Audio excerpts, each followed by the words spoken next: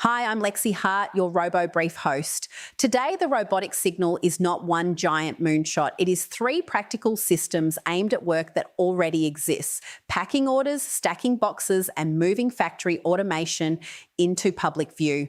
First, Robot.com, the startup formerly known as Kiwibot, is expanding from campus delivery robots into a wheeled workplace humanoid called R-noid. Business Insider reported today that Robot.com is targeting food service, logistics, healthcare, and other repetitive work with a robot that can package orders, load and unload boxes, prep workstations, pick, fold, and host. The important detail is deployment discipline. Robot.com says fewer than 40 R-noids are already commercially deployed with about a dozen customers, including a Harbour Links golf course installation in New York, and the company expects early deployments to use a mix of autonomy, teleoperation, and remote support. Instead of promising a general-purpose home robot, the pitch is narrower. Robots today, not someday. Next, Doosan Robotics.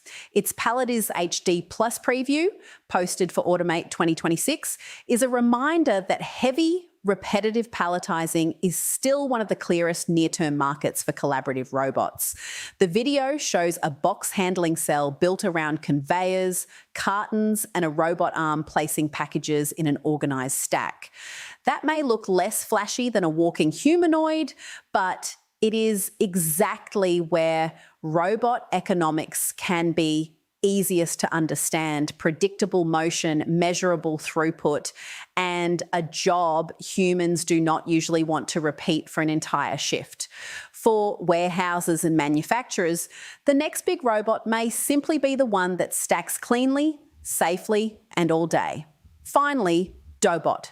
The company's Robot Technology Japan 2026 highlight, amplified by NHK World Japan, puts DOBOT hardware inside a broader story. China's robot push is moving from humanoid helpers to factory floors. The footage shows DOBOT-branded booth activity, collaborative arms, humanoid-style hardware, and automation demos in front of a live trade show crowd. The takeaway is that robot companies are no longer just selling isolated arms or isolated demos. They are trying to sell a complete automation path, from public-facing helper robots to production floor manipulators that can actually be installed.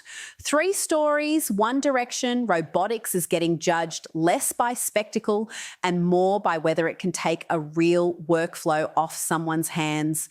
Subscribe for the next RoboBrief and read the full daily robotics brief at robobrief.tech.